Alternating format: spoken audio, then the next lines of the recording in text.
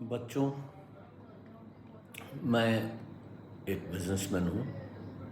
ज़मीन से उठा हुआ हूँ, साइकिल से चलते हुए आज भगवान की कृपा से मैं आज यहाँ तक पहुँचा हूँ कि जीवन में मैं कह सकता हूँ कि मैंने सब कुछ देखा। गरीबी, मिडिल क्लास, अपर क्लास सब देखा।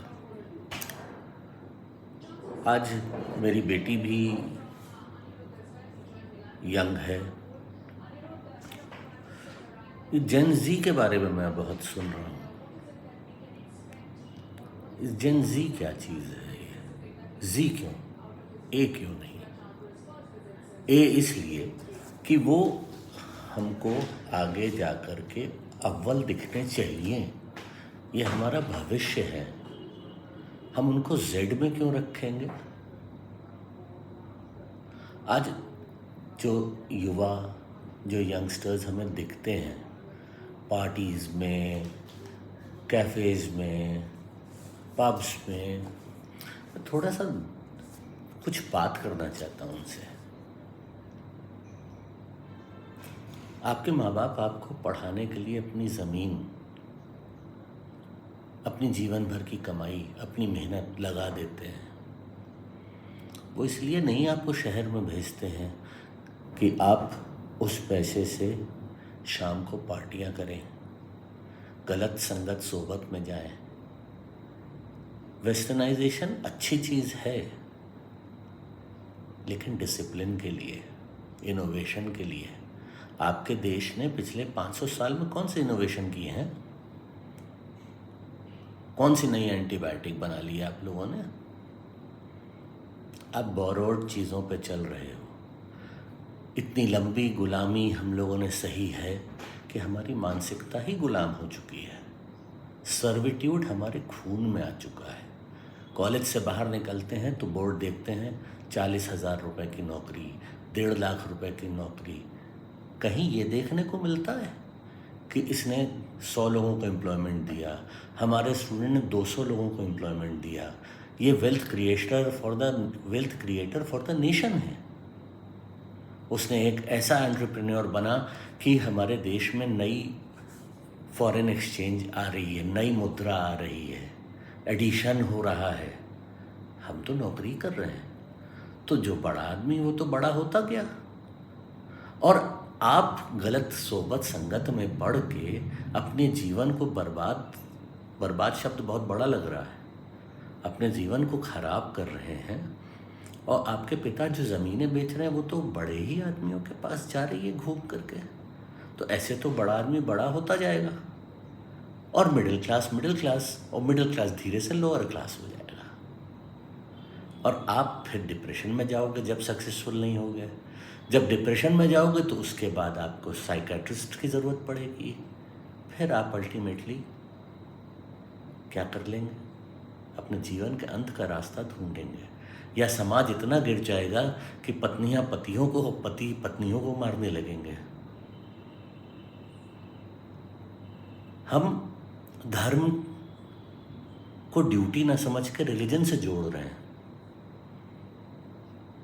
सोच के देखो, अगर तुम्हें ब्लड की ज़रूरत पड़ेगी खुदा न खास्ता, तो तुम पूछोगे डॉक्टर से कि ये किस रिलीजन के आदमी था जिसका ये खून है जो मुझे चढ़ा रहे हो?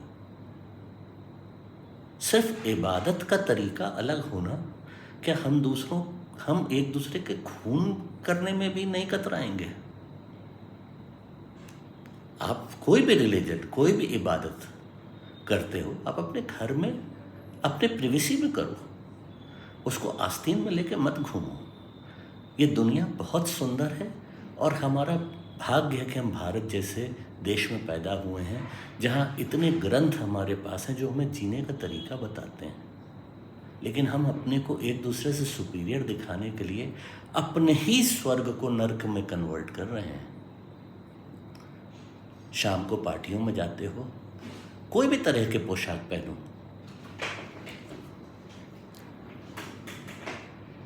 कोई मना नहीं करता, लेकिन कैरी कर पाओ उस पोशाक को तो अच्छा लगेगा, नहीं तो भद्दा लगता है। कौन बोलेगा आपसे कि आप भद्दे लग रहे हैं? कोई नहीं बोलेगा। गधा भी अपने को आईने में देख के स्मार्ट ही तो कहता होगा। तो इसलिए हंसी का पात्र मत बनो। जो ये संगीत सुन के तुम लोग 2 गुड 3 गुड करते हो, मैं एक म्यूजिशियन भी हूँ, मैं तुम्हें बता सकता हूँ 90% से ज़्यादा जो गाते हैं पब्स में, वैसा निहायत बेसुरे और बेताले होते हैं। लेकिन हम इतना नशे में हो जाते हैं कि हमारे अंदर एक गवास सवार हो गई है कोविड के बाद से, कि हम यही नहीं समझ पाते कि ये सुर में है कि बेसुरा है। यानी बेसुरे तो छोड़ो, हम कंसुरे भी हो गए। कंसुरा मतलब हमको कान से भी अच्छा नहीं सुनाई देता। क्या ये जीवन है? पढ़ो बच्चों, ये जीवन बहुत बहुत बड़ा है और बहुत मुश्किल मत बनाओ इसको। सिंपल रखो अपने जीवन को, पढ़ाई करो, अपनी चीज़ों पे फोकस करो और आगे बढ़ो। जीवन का हर सुख धीरे धीरे मिले, वो अच्छा लगता है। देखो ना, मोबाइल आज ऐसे रोग की तरह फैल गया कि जिसके तन पर कपड़ा नहीं है वो भी मोबाइल लेकर के घूम रहा है। और वो क्या कर रहा है? वो सुबह 6 बजे भजन नहीं सुन रहा है, गंदी ही चीज़ें देख रहा है। आपको सस्ता डेटा दे करके इन बड़े आदमियों ने हमारे समाज को बिल्कुल करप्ट कर दिया है। हम गंदगी में धंस गए हैं, इससे बाहर निकलो। अपनी पढ़ाई शिक्षा पर फोकस करो और एक्सेल करो। ज़रूरी नहीं कि कंपटीशन में नौकरी ही लेनी है, एंटरप्रेन्योर बनो। बहुत से तरीके हैं। एंसेलरीज लगाओ, छोटे छोटे कारोबार करो, सब बड़े बन जाएंगे धीरे से। ये मत सोचो कि रातों रात कुछ हो जाएगा। मालूम है, जापान में जब बिजनेस शुरू करते हैं तो पहले 3 साल वो बैलेंस शीट बनाने की चेष्टा नहीं करते हैं। तकलीफ़ें आएंगी, मेरे जीवन में भी आई, लेकिन अगर हम ऑनेस्टली काम करेंगे तो हमें एक डिवाइन पावर हेल्प करती है और हम आगे बढ़ते हैं।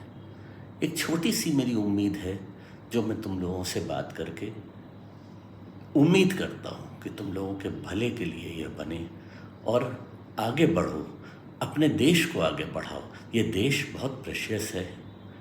पॉलिटिशियंस के पीछे मत दौड़ो। ये जो पैसे शाम को तुम पर उड़ाते हैं ना, ये नेपो किड्स, इनको अकेला छोड़ दो। देखो, ये सर्वाइव नहीं कर पाएंगे। अगर इनके पिता इनके लिए पैसा ना छोड़े ना तो इनको नौकरी भी कहीं नहीं मिलेगी, ईंटें ही उठाएंगे। तुम इनके साथ मत जुड़ो, बस इतना से करो। तुम्हें रेवोल्यूशन लाना है ना, तो रेवोल्यूशन किस चीज़ में लाओ कि हम एक्स्ट्रा काम करेंगे, हम एक्स्ट्रा मेहनत करेंगे और इन लोगों के पास नहीं फटकेंगे जो हमें गलत रास्ते पर ले जाते हैं। अपने देश को आगे बढ़ाओगे तब जा कर के खुद सब लोग आगे बढ़ोगे। तो सब लोग मिल कर के अपने लिए, अपने परिवार के लिए, अपने समाज के लिए अच्छे कर्म करो। यही मेरी उम्मीद है। धन्यवाद।